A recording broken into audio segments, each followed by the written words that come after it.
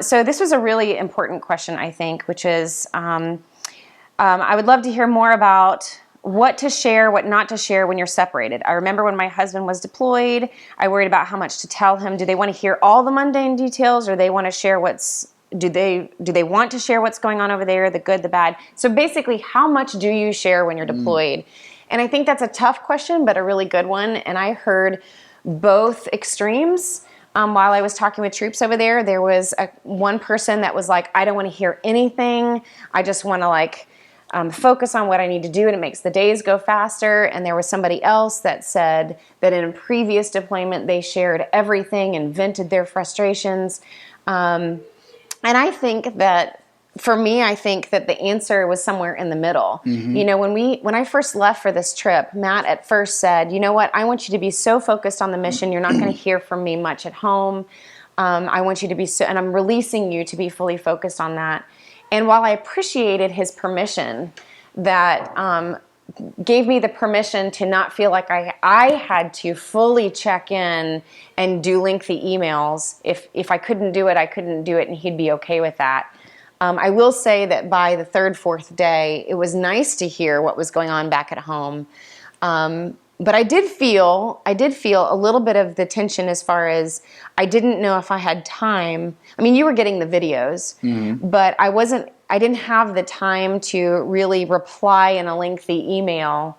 But I think I knew, because he gave me the permission to go, and not feel like I had to worry back at home, that you weren't going to take offense if I couldn't do a long email. Yeah. So what I got from talking to troops during the trip was that they really wanted to hear what was going on at home. Here's a great answer that I got, and then I want you to answer. They really wanted to hear what was going on at home, and it gave them a nice relief and break from, and made them feel connected. What they didn't want was hearing all the things that they felt powerless to fix. Yes. So they appreciated when spouses talked to other spouses and got the support that they needed on things that they needed to vent on and that they could fix back at home.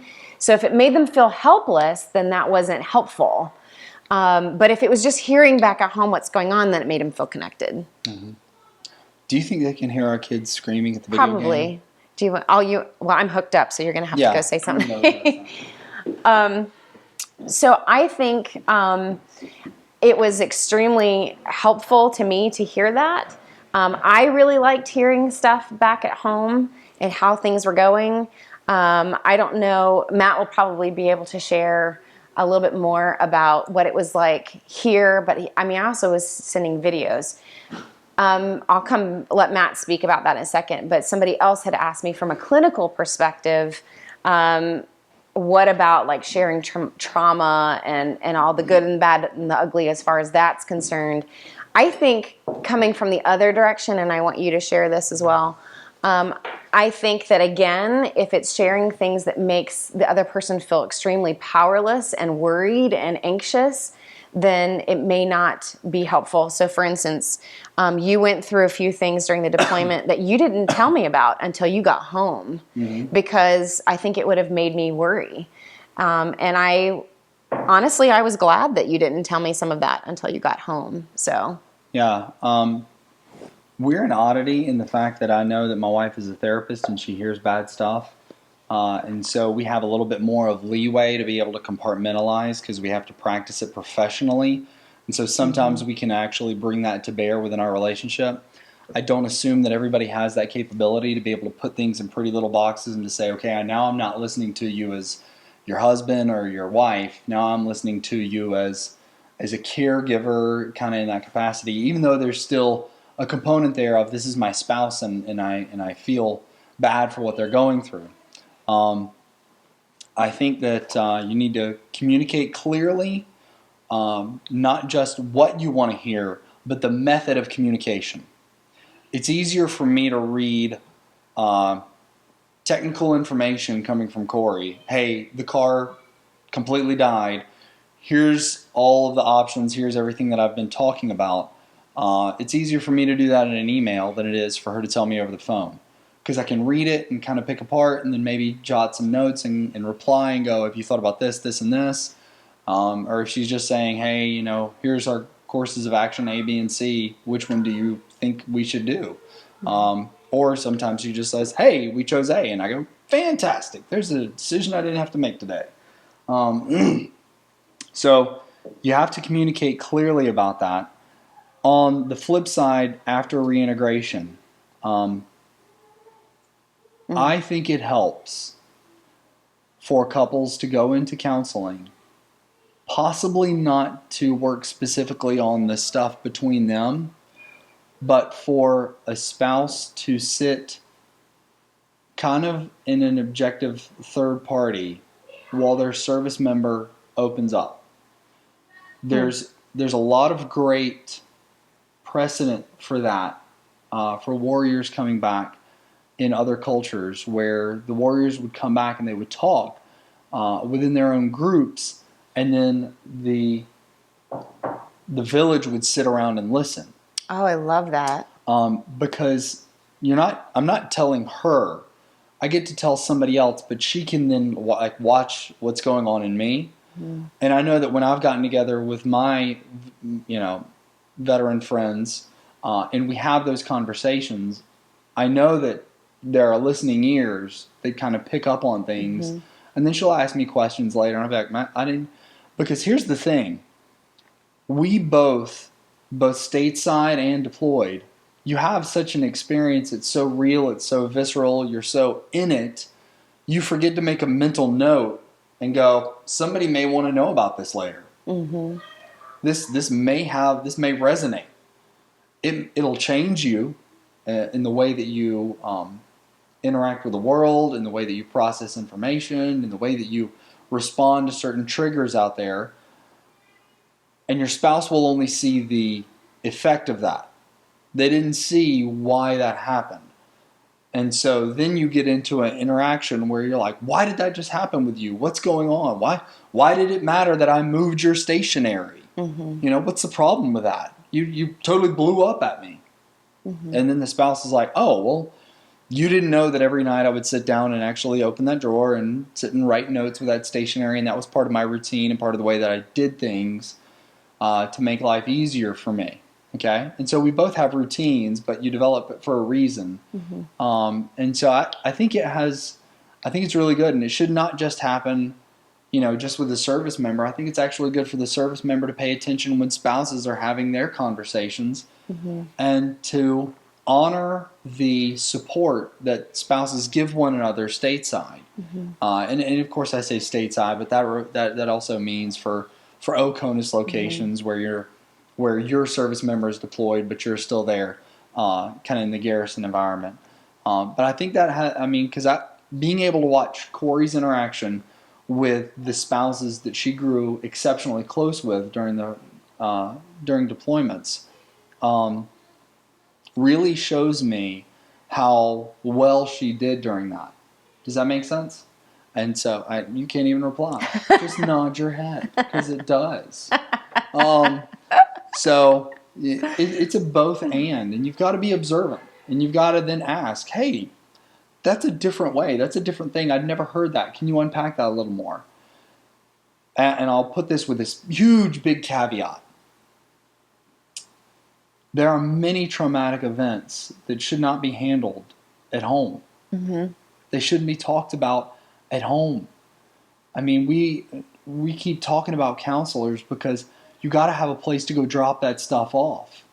I mean, somebody once gave me the analogy of when it comes out of you, it has to land somewhere, and it has to land on someone, and that the hearer of that carries that burden then for you, or helps you then carry it. And so there are some things that shouldn't be just shared with a spouse, where they end up carrying that.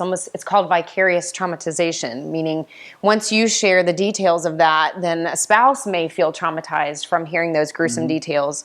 So a good example of how that might work, if you sitting there are a counselor, and I'm sitting here telling you about, the hard time that I had when the refrigerator broke, and I'm just saying that because I'm staring at a fridge right now, but, and then the ice machine leaked and it got all over the floor, and I was just having a conniption fit and everything was bad, and I'm just sharing this with you because the refrigerator breaking was a traumatic event, and Corie is sitting there, then the therapist can work through that with me and then can turn to my spouse and go, now, how do you feel about hearing about how that impacted him? What's going on inside of you? So then now I get to know, she not only knows, she gets to process in a safe environment. Mm-hmm. And then we kind of reform because we've been split. Mm-hmm. And we are able to kind of reform with the knowledge where each other is coming from. And to be able to reform our family, reform our concept of the world, our concept of us individually. So I think it has a lot to do with sharing in a safe environment.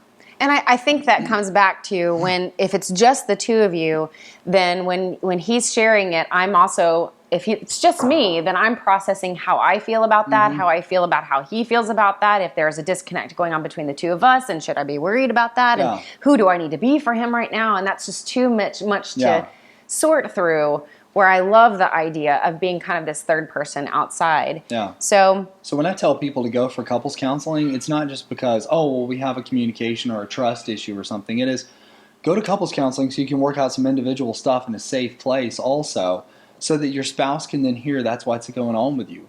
Because they not only are trying to figure out trying to be there and minister to you in the moment, they're also trying to deal with their own stuff. And that's too much of a tension going on. Yeah. So I definitely think that couples need to know what's gone on in each other's lives. I think what we're saying is that there needs to be a good method in the way that you do it. I don't think either one of us would recommend hiding traumatic experiences from the other so that we just don't know what's happened. And here we're seeing this huge effect in our spouse's life and then we feel helpless. So we definitely need to know what's gone on and what our spouse is struggling with. We're just introducing a method in the way that you do talk about it. And I know in a previous video I shared, that I definitely wouldn't recommend people digging for answers. No. But if you see that there's some destruction going on in your relationship because it's not being talked about, then that would be the extreme of we need to get help. We need to find ways that are healthy to talk about it. So there doesn't need to, we're basically saying don't be on either extreme. Mm-hmm. You shouldn't be like overly talking about it, obsessing about it, and that it's you're dependent on your spouse to be your therapist. Mm-hmm. And we're also not talking about avoiding it and hiding it and drowning ourselves in video games or something where it's like, we're not addressing it at all. There needs to be a healthy balance. And when you find yourself in a place where, I don't know if I can be this person. I can't be your wife and your therapist or your, all at the same time. We need to bring in a neutral person.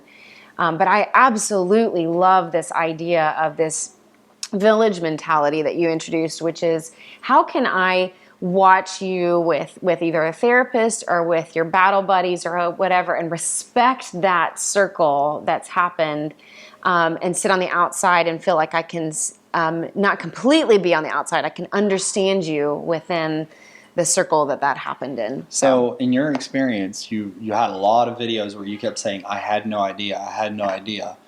Now that you had an idea, how did that reform the way that you see the way that I interact with the world? In general? Yeah.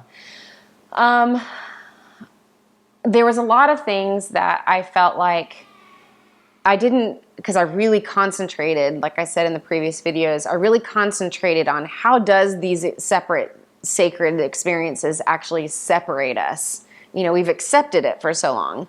And so I think that by forcing myself to really put myself in your shoes and imagine myself in these settings, which I think anybody can do from anywhere if we work hard enough. I think as spouses, we need to get away from just accepting that there's going to be these sacred things that I'll never understand. There are some things that when we try hard enough, we can actually work really hard and care enough about our spouse to put ourselves in their shoes and try to imagine it. So I think that in some ways I felt like it reknit us. Mm-hmm. I feel like I had a better appreciation for the things that you enjoyed and the things that you didn't enjoy, and that I could imagine you frustrated by those things. I could imagine you excited about these other things. And in that way, I felt like it closed the gap of these unshared experiences and feel a little bit closer to you.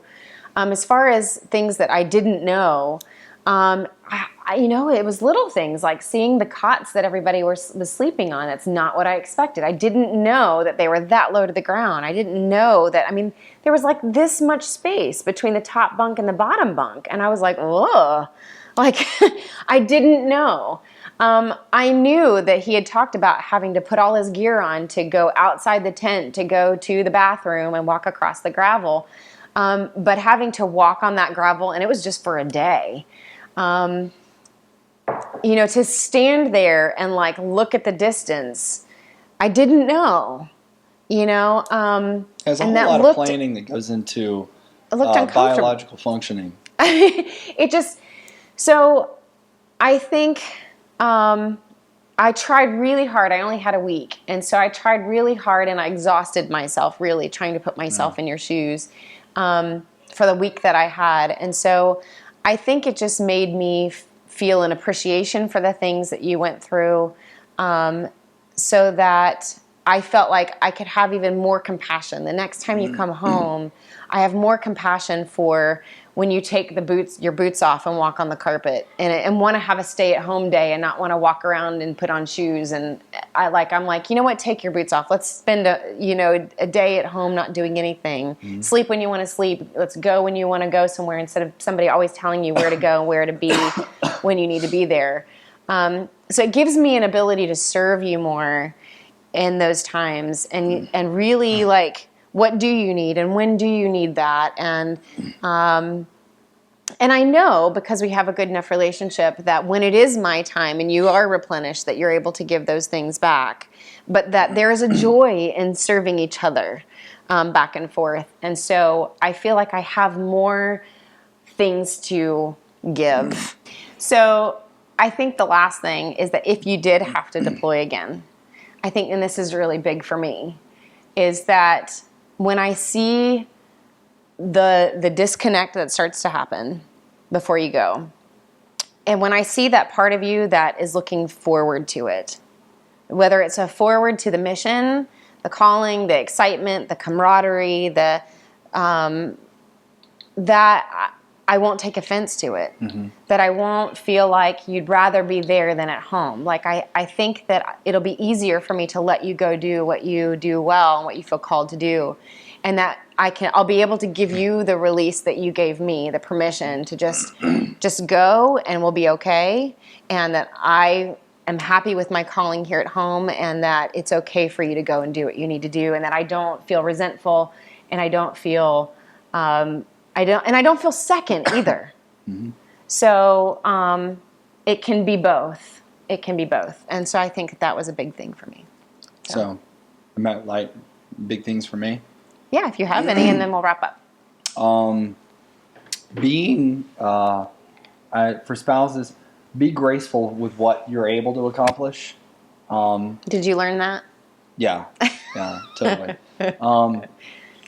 I possibly attempted to do more than I probably should have in getting the house ready for her to come home.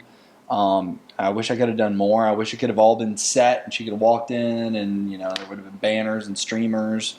And hey, welcome home. Everything's good. But as you can see, there's still perfection's not the goal. Things that aren't hung on the wall. There's a lot of stuff that was on the floor back here that we moved for the video.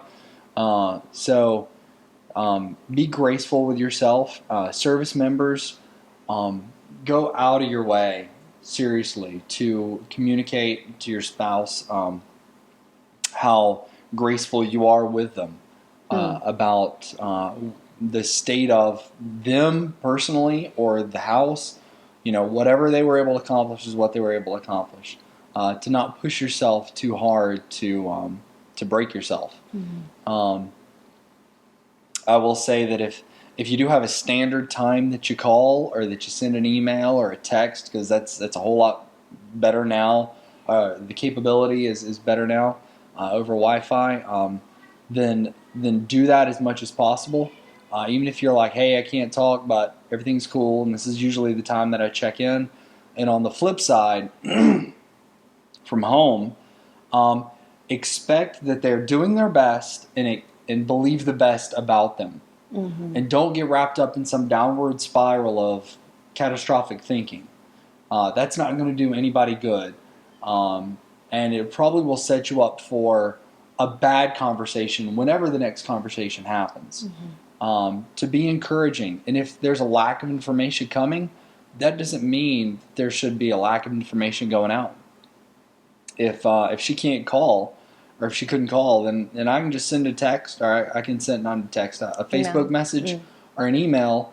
These are the things I would tell you if we were on the phone right now, and I would let you know this. It does no good to vent. I could find somebody here home to vent with rather than vent to her, especially if there's something that she's doing that's frustrating me.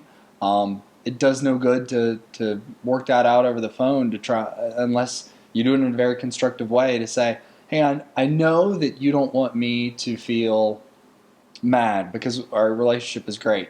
I know that you like for me to be a happy person and joyful, and I also know that you like for me to have peace. You may or may not know that if you do or don't do this, it disrupts my peace. So just to let you know, I own the fact that I'm in charge of my own personal emotions, but I also want to give you the power to know how to influence my emotions in that moment. Not everybody can go down range, but I mean, golly, if helicopters were a huge thing, that may be, you save up money, and the next time you go on a vacation, you go up in a helicopter ride, so the person goes, this is what you were experiencing, you're like, yes! Yeah. Or you go on a Space A flight, or you go to the local, do something that brings your spouse into the environment and shows them what you do and shows them why you love it, and explain why you love what you do and why it matters so much. Don't keep a separation between work and home so much, because if your spouse sees that you resent work or doesn't know why you love it, it makes it that much easier for them to resent it. Yeah. So we have so much more that we can cover, and we will cover in the future. But thank you for all of your support. Thank you for all the positive comments. And I've gotten great emails and messages of the difference that it's made in somebody's marriage. And that's the only reason why we do what we do. And we're thrilled about that. And so we hope to provide more for you soon. But we are going to obviously enjoy Christmas and rest, and we'll see you guys probably in January to February sometime. So keep your thoughts coming. Share the Military Spouse Journey. People can always go back and watch it beginning to end, and that's why I did it the way that I did it. So thanks for all of the support and positive comments and comments towards Matt's postings as well. And so we'll continue to compile all that. So until next time, Merry Christmas. Merry Christmas. Bye.